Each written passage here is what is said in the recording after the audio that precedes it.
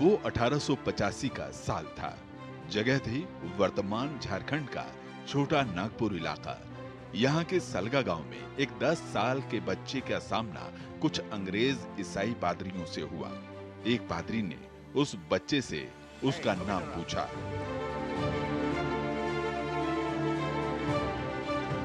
क्या नाम है तुम्हारा? जल्दी बोलो, नाम क्या है तुम्हारा? बिरसा बिरसा मुंडा। बिरसा मुंडा, जिनके जन्म के करीब 1.5 सदियां गुजरने के बाद भी आज भगवान बिरसा मुंडा के नाम से लोग उन्हें जानते हैं। वो बिरसा मुंडा जो न केवल देश की हर जनजाति का गौरव है, बल्कि भारत माता के वो अमर बलिदानी सपूत भी हैं, जिन्हें स्वतंत्रता के महान नायकों में से एक माना जाता है।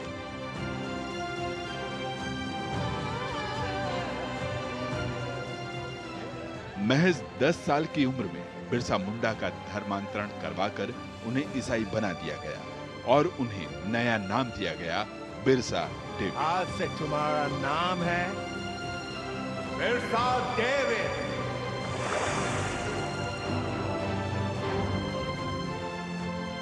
बिरसा डेविड। सलगा के जर्मन मिशन स्कूल में पढ़ाई के दौरान बिरसा को अंग्रेजों और उनके धर्मांतरण का पूरा खेल समझ आ गया और इसलिए एक दिन उन्होंने न केवल स्कूल बल्कि ईसाई धर्म का भी त्याग कर दिया। इसके बाद बिरसा मुंडा का एक ही ध्येय, एक ही लक्ष्य और एक ही मकसद था, अपने समाज को जागृत कर अंग्रेजों के पाप का प्रतिकार करना। और भगवान बिरसा मुंडा ने यही किया। हम यहाँ तुम सबन लोगों को ये समझाने खातिर आए हैं कि अंग्रेज सरकार से डरने की कोनो जरूरत ना है। उस दौर में अंग्रेजों ने जनजातियों को उनकी ही जमीन के इस्तेमाल करने पर रोक लगा दी थी और साहूकार जमींदार उनकी जमीनों को हथिया रहे थे। अरे देश और धर्म हम सब लोगों को अपने जान से भी अधिक प्यारा है। इस देश के रक्षा के लिए हम सब अपना जान तक निछावर कर देंगे। तब बिरसा मुंडा ने अपने लोगों से कहा कि हम अंग्रेजों को कोई लगान नहीं देंगे। उन्होंने ये ऐलान भी कर दिया कि अब रानी विक्टोरिया का राज खत्म हो गया है और मुंडा राज शुरू हो गया। बिरसा मुंडा अब नायक बन चुके थे। लोग उन्हें धरती आबा के नाम से पुकारने लगे। उलगुलान क्रांति।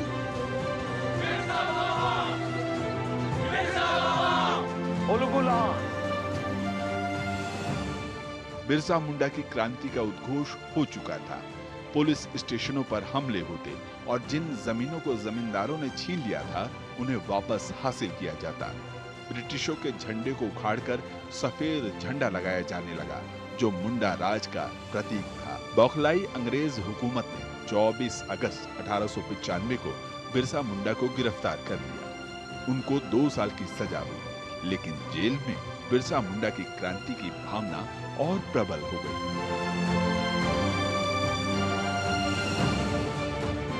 जेल से रिहा होने के बाद उन्होंने फिर से बगावत का बिगुल बजा दिया। साल 1900 आते आते बिरसा का संघर्ष छोटा नागपुर के 550 वर्ग किलोमीटर इलाके में फैल चुका था। इससे निपटने के लिए ब्रिटिश सेना को बुलाया गया, जिसने डुम्बारी पहाड़ी पर बिरसा की सेना के साथ घनघोर युद्ध किया, जिसमें 400 जनजातीय रणबांकुरों ने अपना बलिदान दिया।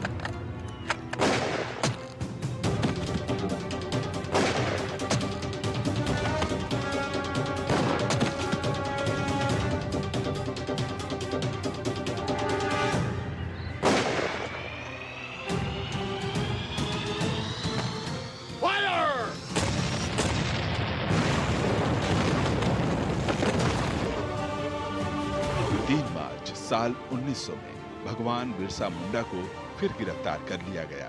रांची की जेल में भगवान बिरसा मुंडा को अमानवीय यातनाएं दी गई, जिसकी वजह से उनकी हालत बिगड़ती चली गई और 9 जून 1900 को अमर बलिदानी बिरसा मुंडा ने सुबह 9 बजे दम तोड़ दिया। कई लोग ये दावा करते हैं कि बिरसा से अंग्रेज इतने घबरा गए थे कि उन्हें जेल में ही जहर देकर मार दिया गया।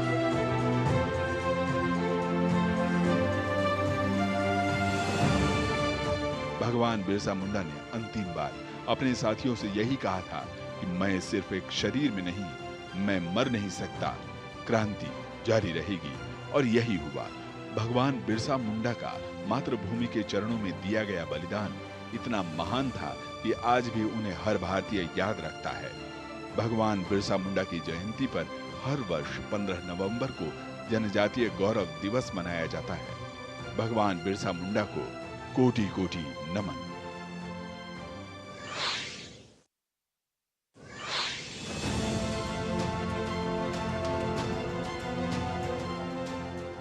इतिहास में हमेशा शक्तिशाली और ताकतवर लोगों के ही किस्से होते हैं। वो भूल जाता है उन लोगों को जो लोग प्रगति की गोद में सीधा साधा जीवन गुजारते हैं। लेकिन बात जब उनकी संस्कृति, जल, जंगल और जमीन की आती है तो वो दुनिया की सबसे ताकतवर सत्ता से टकराने से भी नहीं चूकते। ऐसी ही कहानी है जनजातीय गौरव संथाल समाज के दो भाई सिदो और कान्हू की, जिन्होंने 1857 की क्रांति से भी पहले 50,000 जनजातियों की सेना बनाकर अंग्रेजों को ऐसी टक्कर दी जिसके किस्से और कहानी आज भी सुने और सुनाए जाते हैं। और कितना दूर है भैया? बस पहुंचे गए। कन्ने, हमको तो कुछ दिखाई नहीं देता यहाँ। तुम हड़बड़ा कह रहे हो, तनी धीरज रखो।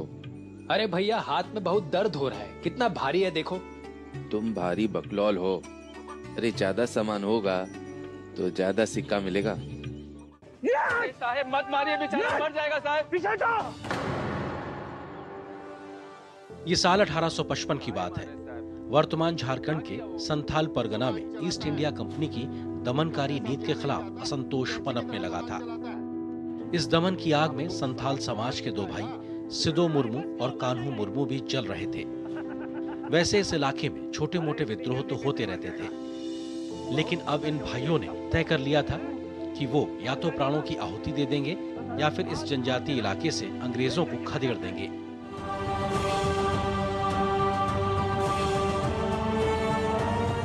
जिस दिन हमरा सारा संथाली भाई बहन एक साथ, एकजुट, एक आवाज में हुल देगा ना, वो दिन ये अंग्रेज लोग का माथा में अक्कल आ जाएगा।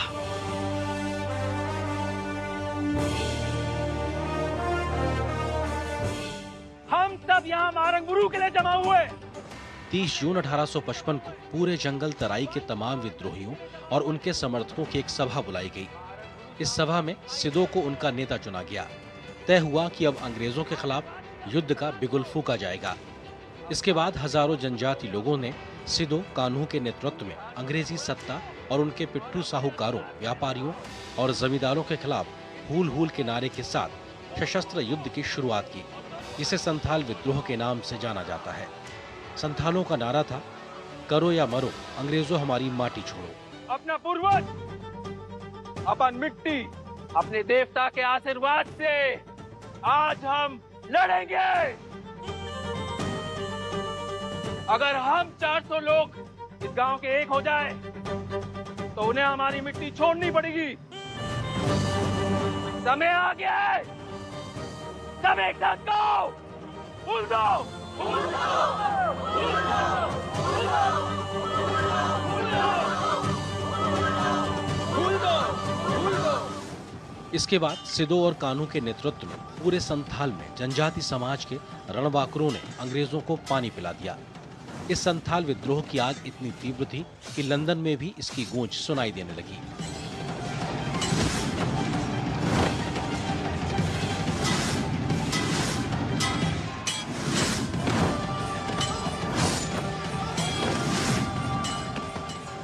अंग्रेज टुकड़ियों और संथालों के बीच गोरिल्ला युद्ध होता है और अक्सर जीत संथालों की होती है। सिदो और कान्हू के नाम से अब अंग्रेज कांपने लगे थे।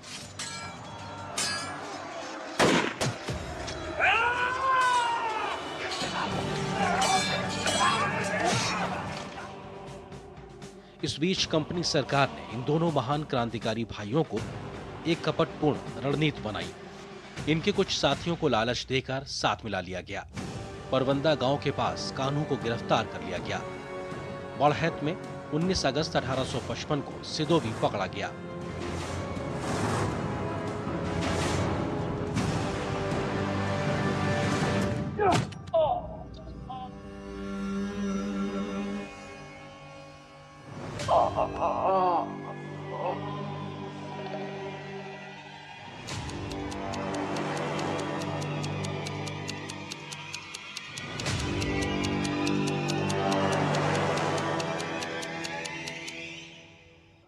डटे रहो, शीश मत झुकाना, सीना तान के सामना करना। इसके बाद सिदो और कान्हू को बरगद के पेड़ पर लटकाकर फांसी की सजा दे दी गई। इसके साथ ही संथाल विद्रोह का सशक्त नेतृत्व समाप्त हो गया। कहते हैं कि इस क्रांति में 10,000 से ज्यादा संथालों ने अपना बलिदान दिया था। संथाल क्रांति का तो अंत हो गया, लेकिन 2 वर्ष के बाद ही 1857 में होने वाले सिपाही विद्रोह यानी प्रथम स्वतंत्रता संग्राम की बुनियाद तैयार हो चुकी थी। आज भी सिदो और कान्हू पर छोटा नागपुर को गर्व है और संथाली गीतों में आज भी उन्हें याद किया जाता है। आज भी इन बलिदानी भाइयों की याद में संथाल हूल दिवस मनाया जाता है।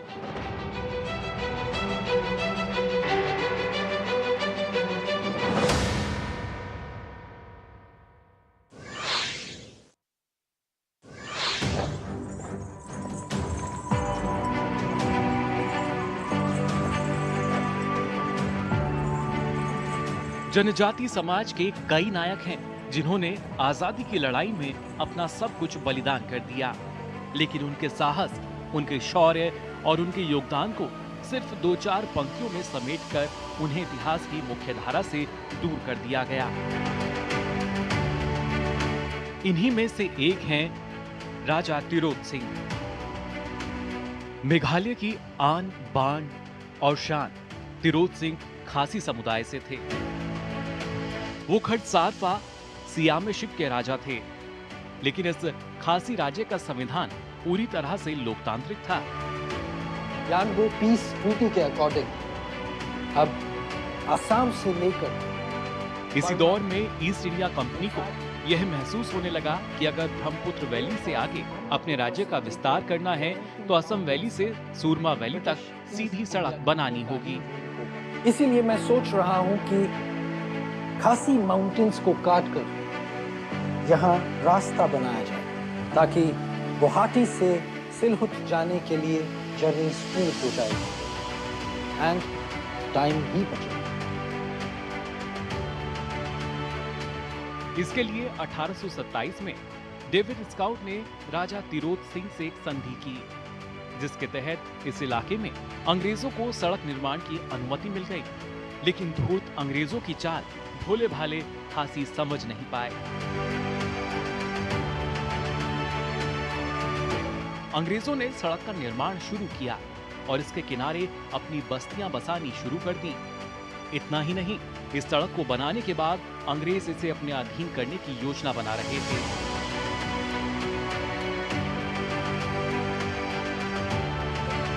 राजा तिरोत सिंह को जब इसकी भनक लगी तो उन्होंने फौरन सभी अंग्रेजों को नौंग खल्लो खाली करने को कहा, मगर अंग्रेजों ने तिरोत सिंह के फरमान की परवाह नहीं की। हमारी पगडंडियों को नहीं जाती, अगर जरा सा भी भटके तो सीधा तराई में जा गिरेंगे। इन्हें तो हमारे जंगल ही निगल लेंगे। वो जितना आसान समझते हैं उतनी आसानी से हमें इस लड़ाई में नहीं हरा पाएंगे। यहाँ की हवाएं हमारी बात मानती हैं। यहाँ के जंगलों में छुपकर हम उन्हें खासी पहाड़ियों की वो धूल चटाएंगे कि आने वाली पीढ़ियां याद रखेंगी। जाकर कह दो स्कॉट और उसके कुत्तों को, कल तक अगर वहां से बाहर नहीं निकले तो हम उन्हें धक्के मारकर बाहर निकालेंगे। खासी समुदाय के गौरव के लिए राजा तिरोत सिंह ने 4 अप्रैल 1829 को अंग्रेजों पर हमला कर दिया।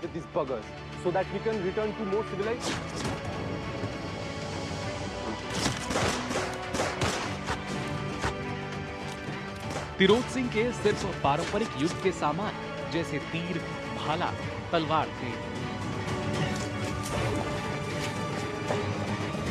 उधर अंग्रेजों के पास आग उगलने वाली बंदूकें और दूसरे हथियार थे, लेकिन फिर भी तिरोत सिंह के खासी समुदाय के लड़ाकों ने हार नहीं मानी।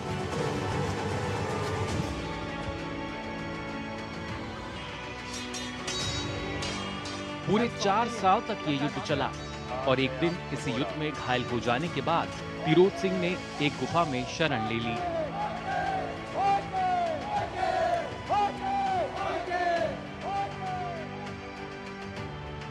लेकिन उनके किसी अपने ने ही ब्रिटिशों के साथ मिलकर छल कर दिया और 13 जनवरी 1833 को वो अंग्रेजों के हाथ पड़ गए।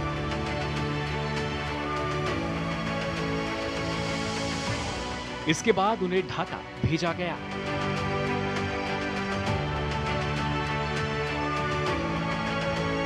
जहां कैद में रहने के दौरान उन्होंने 17 जुलाई 1835 में अपनी आखिरी सांस ली। आज तिरोध सिंह को भारत के उन शूरवीरों के साथ याद किया जाता है जिन्होंने अंग्रेजों के खिलाफ कभी अपना सर नहीं झुकाया। इस शूरवीर को शत शत प्रणाम।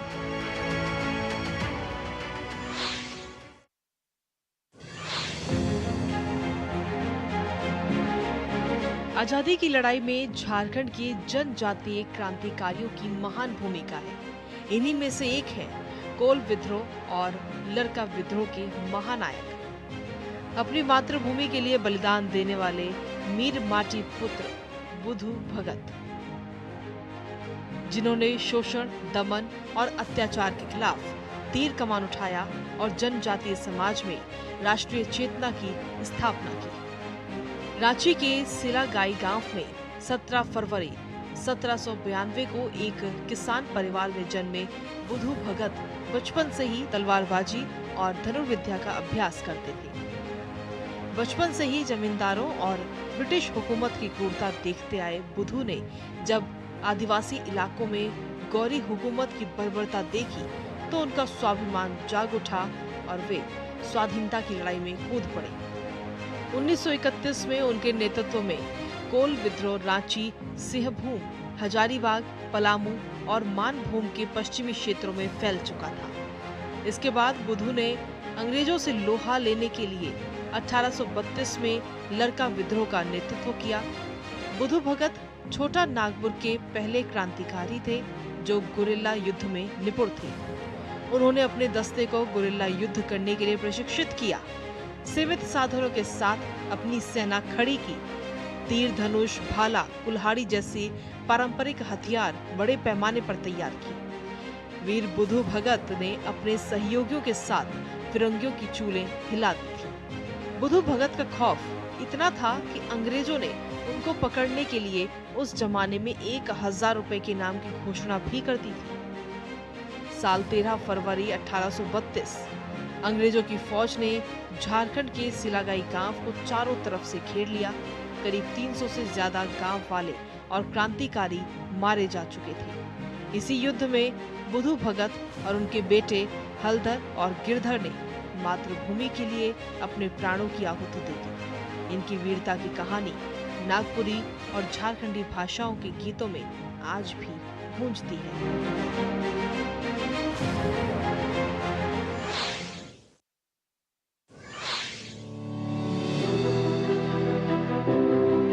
इनसे मिलिए, ये भारतीय जनजाति का गौरव है, नारी शक्ति की मिसाल है। इन्हें नागालैंड की रानी लक्ष्मीबाई कहा जाता है। इनका नाम है रानी गाइदिन्लिउ। भारत की स्वतंत्रता के लिए रानी गाइदिन्लिउ ने नागालैंड में क्रांतिकारी आंदोलन चलाया था। आइए अब सुनते हैं नागालैंड की झांसी की रानी की कहानी।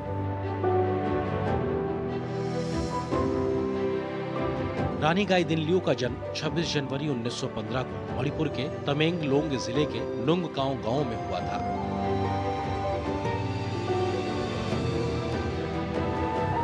उन्नीस 1927 में रानी गाइदिन्लिउ सिर्फ 13 साल की उम्र में ही स्वतंत्रता की लड़ाई में कूद पड़ी। आजादी के इस आंदोलन का नाम था हिराका। भगवान भी एक है, टेंगवांग। हम भी एक हैं और हमारी लड़ाई भी एक है और हम में से कोई भी इन अंग्रेजों की झूठी बातों में नहीं आएगा। हम हिराका, हम हिराका, हम हिराका। और हमें इन गोरों के साथ लड़ना है, आपस में नहीं। बस जिसका नेतृत्व रानी गाइदिन्लिउ के बड़े भाई जदो नांग कर रहे थे। इस आंदोलन का लक्ष्य था इलाके में दोबारा स्वराज स्थापित करना और अंग्रेजों को अपनी मिट्टी से खदेड़ कर भगा देना। चरित्र पवित्र है, इसलिए पापी लोग हमारा कुछ नहीं बिगाड़ सकते।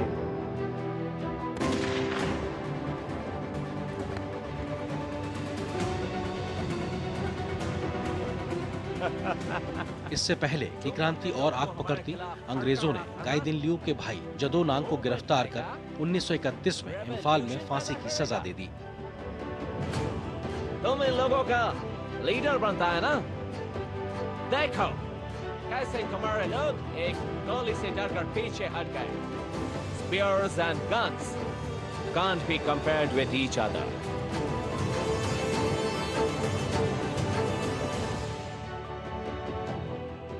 जदो नांग की मृत्यु के बाद आंदोलन की बागडोर 16 साल की रानी गाइदिनलिउ के हाथों में आ गई। गाइदिनलिउ हर हाल में अपनी संस्कृति, भाषा, अपनी मिट्टी की रक्षा करना चाहती थी।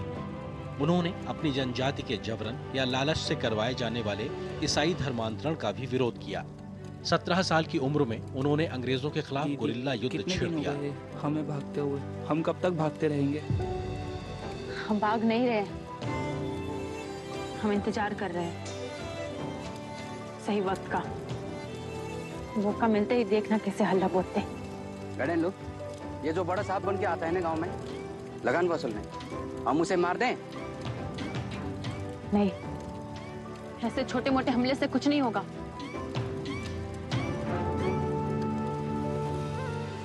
कुछ बड़ा करना होगा। 18 मार्च 1932 को हानगुरुन गांव के करीब 50-60 वीरों ने अंग्रेज सिपाहियों पर हमला बोल दिया। हालांकि बंदूक के सामने भाले और तीर धनुष कमजोर पड़ गए। इस युद्ध के बाद गाइदिनलिउ भूमिगत हो गई, लेकिन उनकी लड़ाई जारी रही।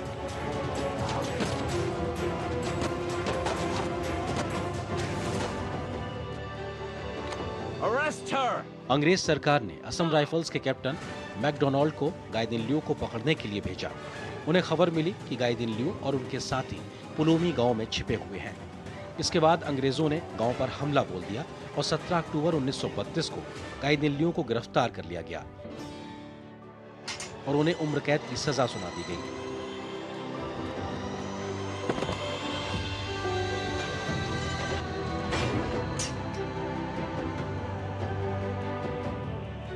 साल 1947 तक रानी गाइदिनलिउ को गुवाहाटी, शिलोंग, आइजोल और तुरा की जेलों में बंद करके रखा गया। जब भारत आजाद हुआ तब रानी गाइदिनलिउ को भी आजादी मिली। जेल से छूटने के बाद रानी गाइदिनलिउ ने अपने लोगों के लिए काम जारी रखा।